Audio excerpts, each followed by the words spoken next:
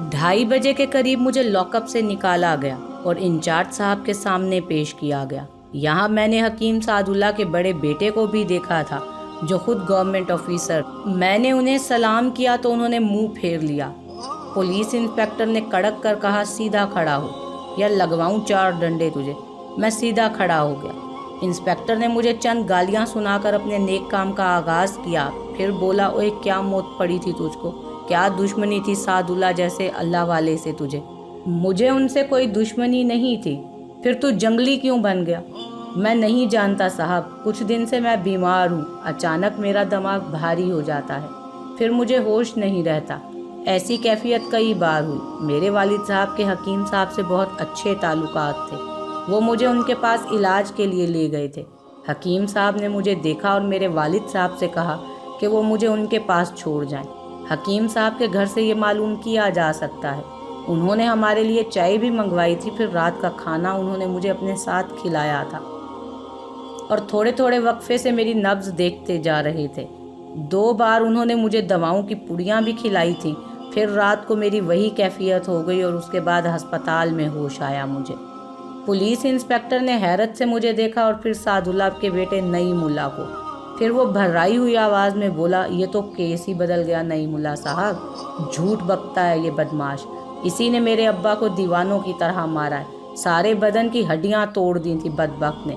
मैं इसे आसानी से नहीं छोड़ूंगा। मेरा नाम भी नईमुल्ला है, इसे फांसी ना दिलवाई तो नाम नहीं। नईमुल्ला ने गैस के आलम में कहा, आप फिक्र ना करें जी, हम इससे असल बात पूछ लेंगे। इंस्पेक्टर ने मुहर्रर से बयान लिखने को मना कर दिया और एक कांस्टेबल से कहा, मखदूम खान इसे बंद कर दो, रात को 9 बजे ड्राइंग रूम में ले आना। मुझे दोबारा लॉकअप में बंद कर दिया गया। शाम को 5 बजे मामू रियाज फिर आए और मेरे पास पहुंच गए। उन्होंने मुझसे सूरत हाल पूछी तो मैंने उन्हें सब कुछ बता दिया। उनका चेहरा हल्दी की तरह जर्द हो गया। मैं तो ड्राइंग रूम के बारे में कुछ नहीं जानता था, लेकिन वो समझ गए थे। चुनाचे फौरन ही चले गए और दोबारा वापस नहीं आए। अलबत्ता रात को 9 बजे एक और कमरे में लाया गया मुझे। इंस्पेक्टर का मूड बहुत खुशगवार था। हंसते हुए बोले, ओए असल बात उगल दे शहजादे, वरना ये ड्राइंग रूम देखा है ना, बड़े बड़ों की ज़ुबान खुल जाती है यहाँ। और यार बशीर 2-4 निशान बना दे इसके मुंह पे, वो नईमुल्ला भी सरकारी अफसर है। असल बात क्या थी शहजादे, अब तो बता। मैंने आपसे एक लफ्ज़ भी झूठ नहीं कहा जनाब। अदालत में भी यही बयान देगा, जो सच है हर जगह बताऊंगा। और जीता रहे शेर। मगर सुन, कल जब नईमुल्ला आए या उसके घर का कोई और बंदा आए तो यही जाहिर करना जैसे तेरी ठीक ठाक फैंटी लगी है। उठते बैठते 2-4 आवाज़ें भी निकाल लेना। चलो भाई, इसका बयान लिखवाओ। मुहर्रर ने मेरा बयान लिख लिया, मगर इंस्पेक्टर साहब की ये मेहरबानी मेरी समझ में नहीं आई थी।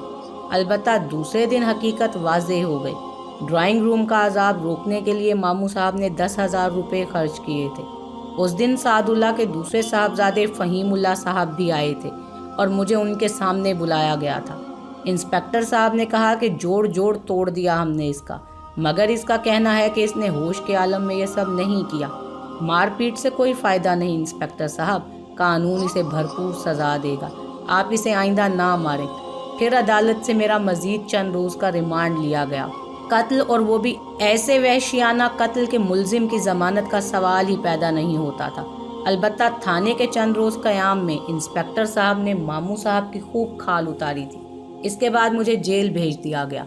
इस दौरान मेरी जहनी कैफियत नॉर्मल रही। मैंने अपने हाल और मुस्तकबिल के बारे में भी सोचा था। ये अच्छी तरह जानता था कि मैंने अपने हाथों से अपना घर तबाह कर दिया है।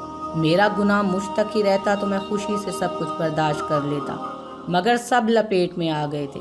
अब वो लोग मुझे बचाने की कोशिश में रुपया पानी की तरह बहाएंगे और नतीजा जो होगा वो सामने था। दिल खून के आंसू रोता था, लेकिन उस साधु के बारे में मैंने ज़ुबान बंद रखी थी। मुझे खौफ था कि अगर मैंने किसी और को इस बारे में बताया तो वो भी उस गंदी रूह का शिकार हो जाएगा। मेरा मुस्तकबिल किसी हद तक मेरे सामने आ चुका था। जिंदगी का खात्मा, इसके सिवा कुछ भी नहीं। जेल की कोठड़ी की पहली रात बड़ी अजियतनाक थी। रात को 9 बजे एक और कैदी को उस कोठड़ी में भेज दिया गया जहां मैं था। ये एक उधेड़ उम्र आदमी था जो सूरत से ही गुंडा नजर आ रहा था। उसने बस एक निगाह मुझे देखा था और फिर खामोशी से अपना कंबल लेकर एक गोशे में जा पड़ा था।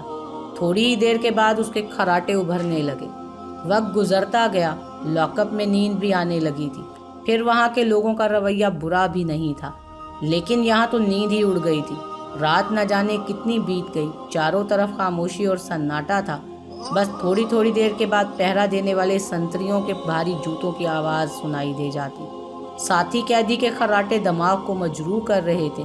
جب یہ خراٹے ناقابل برداشت ہو گئے تو میں اپنی جگہ سے اٹھ کر اس کے پاس پہنچ گیا۔ میں نے اس کے شانے کو ہلاتے ہوئے کہا، بھائی یہ خراٹے بند کرو، مجھے نیند نہیں آ رہی۔ خراٹے رک گئے۔ ساتھ ہی قیدی نے چہرے سے کمبل ہٹا دیا اور اپنی چمکدار سرخ آنکھوں سے مجھے دیکھ رہا تھا، اور اس کے ہونٹوں پر مکروہ شیطانی مسکراہٹ کھیل رہی تھی۔ میرا دل اچھل کر حلق میں آ گیا۔ وہ وہی ناپاک سادھو تھا۔ پیلے مدکوک بلب کی روشنی میں اس کا چہرہ صاف دکھائی دے رہا تھا۔ اس نے کمبل ہٹایا اور اٹھ کر بیٹھ گیا۔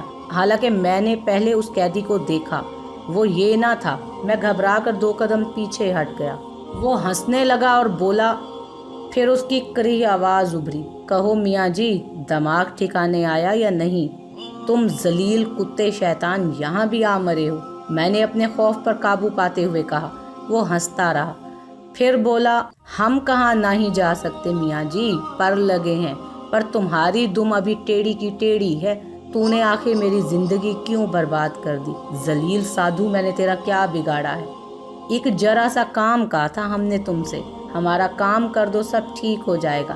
اب بھی کچھ نہ بگڑا میاں جی، ہماری بات مان لو، ہمیں پھاگن دوار پہنچا دو، بھگوان کی سونگت، سب ٹھیک ہو جائے گا۔ تو غلیظ ناپاک کتے، اس مزار پر جا کر کیا کرے گا تو؟ یہ تہار سمجھ میں نہ آئے گا میاں جی، بس تو ہمارا کام کر دو اور پھر مزے کرو، ایسے عیش کرو گے کہ جیون بھر دعائیں دو گے ہمیں۔ مجھے کچھ بھی ہو جائے، میں تیرے ناپاک وجود کو اس پاک جگہ تک نہیں پہنچاؤں گا، یہ میرا عہد ہے۔ تو پھر ہم بھی تمہیں بتا دیں میاں جی، ایسا حال کر دیں گے تمہارا ہم کہ موت بھی گھبرائے گی تم سے، جو کہیں گے وہ کر دکھائیں گے۔ غلیظ ناپاک کتے، میں تجھے زندہ فنا کر دوں گا، میں تجھے زندہ نہیں چھوڑوں گا۔ میں نے اچک کر اس کی گردن پکڑ لی اور اس کے منہ سے دل دوست چیخیں نکلنے لگی۔ مجھ پر جنون سوار تھا۔ مجھے باہر سنتریوں کی چیخو پکار بھی سنائی نہیں دے رہی تھی۔ وہ اندر گھس آئے تھے، اسے میری گرفت سے چھڑانے کی کوشش کر رہے تھے، مگر وہ اس میں ناکام تھے۔ پھر شاید میرے سر پر ضربیں لگائی گئی تھی اور اس کے بعد مجھے ہوش نہیں رہا۔ نہ جانے کب تک ہوش آیا تھا۔ سر پھوڑا بنا ہوا تھا، آنکھوں کے سامنے بار بار تاریکی چھا جاتی تھی، بری طرح چکر آ رہے تھے، جی مالش کر رہا تھا۔ حواس کسی قدر قابو میں آئے تو محسوس کیا کہ کسی بستر پر ہوں۔ پیروں میں فولادی بیڑیاں پڑی ہوئی تھیں۔ گزرے لمحات یاد آنے لگے، سب کچھ یاد آ گیا۔ نہ جانے اس کے بعد کیا ہوا تھا۔ بعد میں تمام صورتحال علم میں آ گئی اور اسے معلوم کر کے کیا بتاؤں کہ اندرونی کیفیت کیا ہوئی۔ وہ قیدی میرے ہاتھوں ہلاک ہو چکا تھا، جس کا مقدمہ زیر سماعت تھا۔ مجھ پر ایک اور قتل کا مقدمہ قائم ہو گیا۔ جیل کے حکام سخت پریشانی میں گرفتار ہو گئے اور بڑی لے دے ہو رہی تھی۔ سنتریوں نے میرے سر پر زوردار ضربیں لگا کر قیدی کو مجھ سے چھڑوایا تھا، مگر اس وقت تک اس کا دم نکل چکا تھا۔ میرا سر بری طرح پھٹا ہوا تھا اور جیل کے اسپتال میں میرا علاج ہو رہا تھا۔ ہر آنکھ میں میرے لیے نفرت تھی۔ کئی دن تک جیل اور پولیس کے حکام میں گھرا رہا۔ ڈاکٹر تک مجھے نفرت کی نگاہ سے دیکھتے تھے اور کسی کے دل میں میرے لیے ہمدردی نہیں تھی۔ پھر میرا بیان لیا گیا۔ ایک پولیس آفیسر نے پوچھا، غلام خان کو جانتے ہو؟ غلام خان کو تم کب سے جانتے تھے؟ کون غلام خان؟ جسے تم نے جیل میں قتل کر دیا۔ میں کسی غلام خان کو نہیں جانتا۔ پھر تم نے اسے قتل کیوں کیا؟ میں نہیں جانتا۔ اس سے پہلے کتنے قتل کیے ہیں تم نے؟ بیکار باتوں کا میرے پاس جواب نہیں تھا۔ میں نے جھلائے ہوئے لہجے میں کہا۔ سر کی دکھن ناقابل برداشت ہو رہی تھی اور پھر یہاں موجود تمام لوگوں کے ناخوشگوار رویے نے بے حد بد دل کر رکھا تھا۔ ایک نظر بھی ایسی نہیں تھی جس میں میرے لیے ہمدردی کے آثار ہوتے۔ اس کیفیت نے جو بیزاری دل و دماغ پر طاری کر رکھی تھی، اس کے تحت اس کے علاوہ اور کیا جوابات دے سکتا تھا؟ پولیس آفیسر نے غراتے ہوئے لہجے میں کہا، ہوش و حواس تو اس طرح درست ہوں گے تمہارے کہ مرنے کے بعد بھی یاد رکھو گے۔ تم نے 2 قتل کیے ہیں، 2 بے گناہوں کو قتل کیا ہے۔ تمہارا انجام اچھا نہیں ہوگا۔ میں نے تلخ نگاہوں سے پولیس آفیسر کو دیکھا اور کہا، میرا جو انجام ہو رہا ہے پولیس آفیسر وہ شاید بہت اچھا ہے، تم تصور بھی نہیں کر سکتے کہ تمہارے ساتھ کیا ہوگا، اس نے کہا اور میں مسکرا کر خاموش ہو گیا۔ پولیس آفیسر مجھ سے طرح طرح کے سوالات پوچھتا رہا اور میں اسے اسی طرح کے الٹے سیدھے جوابات دیتا رہا۔ وہ دانت پیستا رہا اور اس کے بعد اٹھ کر چلا گیا۔ باہر طور اسپتال میں تقریباً 1 ہفتے تک پڑا رہا تھا میں۔ بیڑیوں اور ہتھ کڑیوں نے الگ ناک میں دم کر دیا تھا۔ پولیس کے جوان ہر وقت میرے کمرے کے سامنے رہا کرتے تھے۔ ڈاکٹر بھی آتا تو پولیس کی نگرانی میں۔ مجھے خطرناک اور جنونی قاتل قرار دے دیا گیا تھا۔ کوئی میرا درد نہیں جانتا تھا، کوئی میرے دل کی پکار نہیں سن سکتا تھا۔ میرا دل چیخ چیخ کر کہتا تھا کہ میں ایسا نہیں ہوں، یہ سب جو کچھ بھی ہوا ہے اس میں میرا قصور نہیں ہے، لیکن اب تو جان بوجھ کر بھی کسی کو بتانے کو جی نہیں چاہتا تھا۔ بس عجیب سی کیفیت تھی، بہت ہی عجیب۔ اس بار جس کوٹھڑی میں مجھے پہنچایا گیا تھا وہاں میرے سوا کوئی اور نہیں تھا۔ کوٹھڑی کی کھردری زمین پر لیٹتے ہوئے میں نے ٹھنڈی سانس لی اور سوچنے لگا کہ اب کیا ہوگا۔ جو کچھ ہوا تھا اور اس قیدی کو جو ہلاک کرنے کی وجہ تھی وہ میں نے اب تک کسی کو نہیں بتائی تھی۔ بتاتا بھی تو کون یقین کرتا۔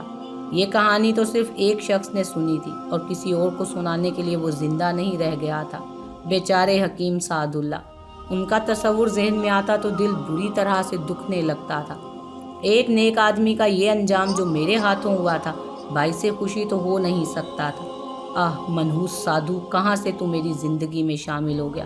کیا قصور ہے میرا؟ کیا کیا ہے میں نے؟ بس یہی تمام احساسات دل میں رہتے تھے اور دل ٹکڑے ٹکڑے ہو جاتا تھا۔ پھر تقریباً اس واقعہ کے 14 دن کے بعد ماموں ریاض میرے پاس آئے۔ پولیس کے جوان مجھے ہتھ کڑیوں اور بیڑیوں میں لیے ہوئے تھے۔ جب ملاقات کی جگہ پر پہنچے تو دور سے ہی ماموں ریاض کو میں نے دیکھ لیا۔ میری آنکھیں شرم سے جھک گئی تھیں۔ کوئی بھی تو کچھ نہیں جانتا تھا میرے بارے میں۔ ماموں ریاض بیچارے پہلے ہی پریشان حال نظر آ رہے تھے، عجیب سی نگاہوں سے مجھے دیکھتے رہے، پھر پھوٹ پھوٹ کر رو پڑے۔ میری بھی آنکھوں سے آنسو روا ہو گئے تھے۔ ماموں ریاض کی محبتوں کو میں جانتا تھا۔ ایک طرح سے وہ ماموں کی بجائے بڑے بھائی کی ہی حیثیت رکھتے تھے۔ والد صاحب کا رویہ بھی ان کے ساتھ اپنی اولاد جیسا ہی تھا۔ ماموں مجھے جتنا چاہتے تھے میں اسے اچھی طرح جانتا تھا۔ وہ بھرائے ہوئے لہجے میں بولے، کیا ہو گیا تھا تجھے کیا ہو گیا ہے مسعود؟ کیا کر ڈالا تو نے؟ یہ سب کچھ میرے بچے کیا کر ڈالا تو نے؟ کوئی بھی وجہ ہو ان ساری باتوں کی، کیا نحوست نازل ہو گئی ہے ہمارے گھر پر؟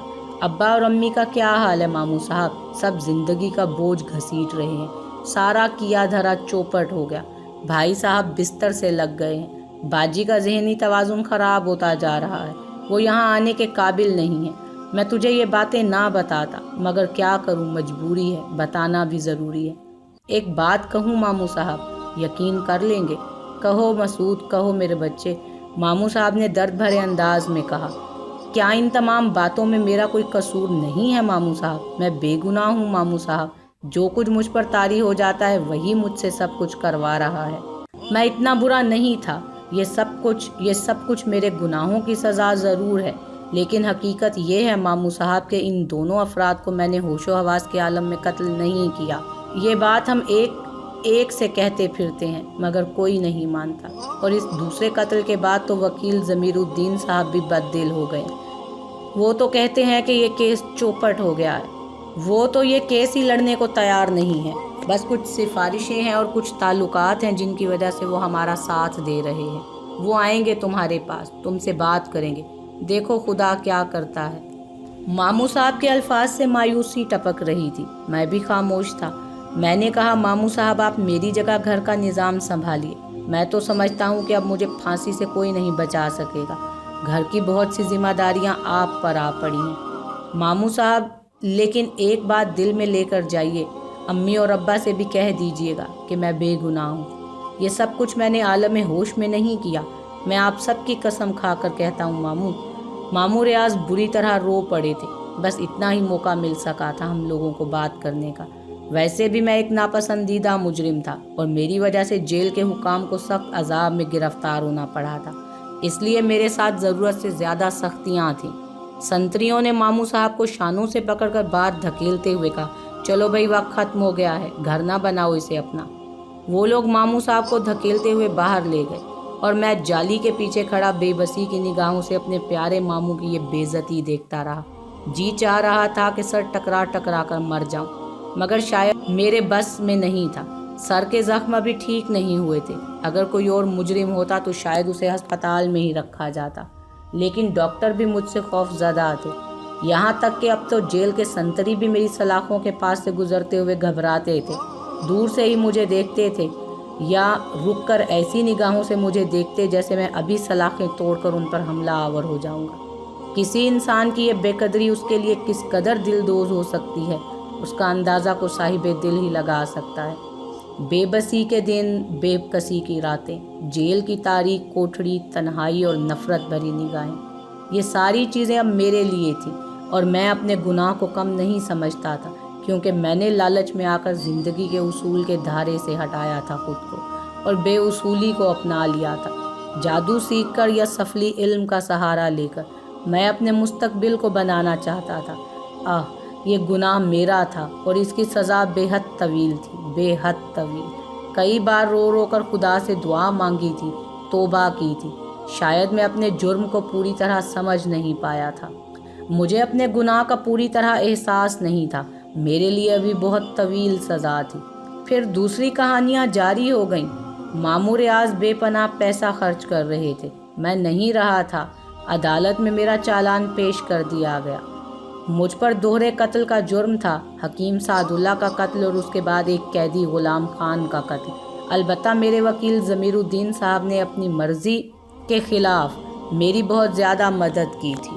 انہوں نے غالباً کچھ ایسے دلائل پیش کیے تھے جن کی بنا پر مجھے پاگل اور خپتی قرار دے دیا جائے، لیکن وکیل سرکار انہی لوگوں میں سے تھا جو مجھے نفرت کی نگاہ سے دیکھتے تھے۔